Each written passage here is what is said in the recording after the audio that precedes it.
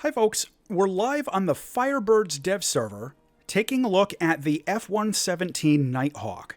And I want to let you know real quick that I'm running a poll on my channel to decide which of the new aircraft I'm going to review first once the update goes live, so make sure you check that out. So if you're not familiar with it, the F-117 is more commonly known as the stealth fighter. But spoiler alert, this is actually a light bomber, not a fighter. So it's going to be in rank 6 of the American tech tree as a squadron vehicle at battle rating 8.7 for air and 10.0 for ground. You might be thinking that sounds a little low, but my gut tells me that's going to be a relatively good fit for this aircraft. The TLDR on this thing is that it doesn't have any countermeasures, it's subsonic, its flight performance isn't especially impressive, and all it has is a load of 2 bombs. So let's check that out. It's got an internal bomb bay, you can kind of see it there. We can take a couple varieties of generic dumb bombs, a couple varieties of paveways, these are just laser-guided bombs, and a couple of varieties of JDAMs. So relatively hard-hitting bombs, even though there's only 2 of them. In addition, we have a ballistics computer with a CCRP and a CCIP, and an integrated laser targeting system with a thermal imager and an auto tracker. So for BR 10.0 over ground, this has the potential to really be an effective CAS platform. You know, if you're going in for close air support, like, this might not be too bad, except for the fact that it doesn't really have any defenses because there's no countermeasures or anything. In terms of the stealth functionality, expect that I'm going to have a lot more information about that once the update goes live and I can do some controlled testing before I publish, my regular update on this plane.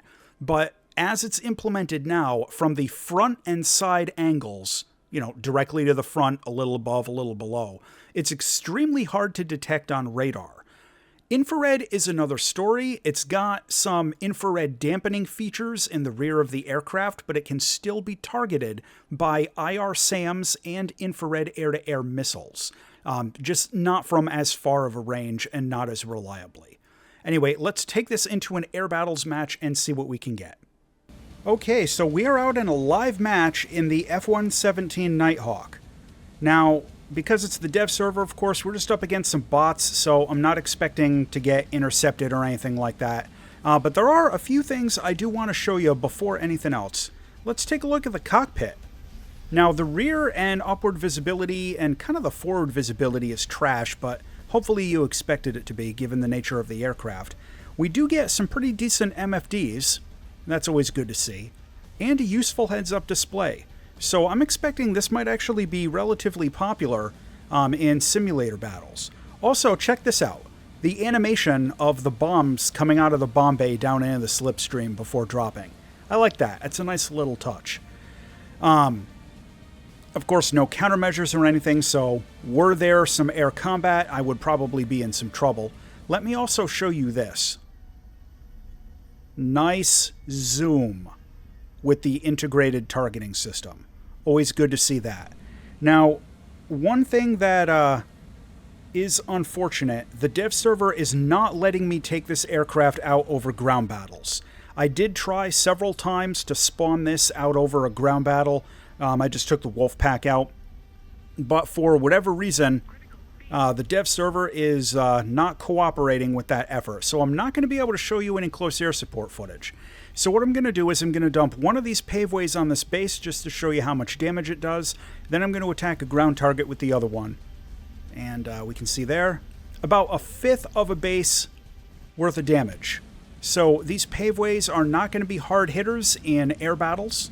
Really, these are going to be close air support sort of focused weapons, which hopefully you expected. And we'll see if we can do a drop on... Let me see if I can find a moving target. Are those? Yeah, those are moving, aren't they? Yeah. Give that a laze, and we'll give it a drop.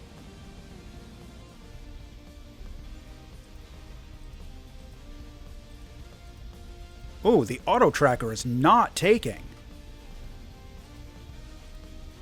Interesting. We're learning something new. Okay, that is useful information. Let's try that again. Let me see if I can get it to lock on one of these other things here. Maybe I was just at a bad angle. No, the auto tracker is not locking a target. Well, the stat cart might have lied. The auto tracker might not actually exist, or just may not be functional yet because it's the dev server. Good information to know. Alright, let me get this thing back to base. Hey folks, I want to take a quick second before I close out the video and let you know I did confirm the auto tracker is not working. I used another aircraft to make sure that my keybinds are correct and all that, and there's no problem there, that it's not me. And sure enough, the auto tracker on the F-117 is just not targeting. It'll grab spots on the ground and stick them, no problem, but it just won't pick moving targets. So I'm not really too sure if that's a dev server error of the stat card and we're not going to get the auto tracker, or if it's a dev server failure of the plane's systems not getting the auto tracker that they want it to have.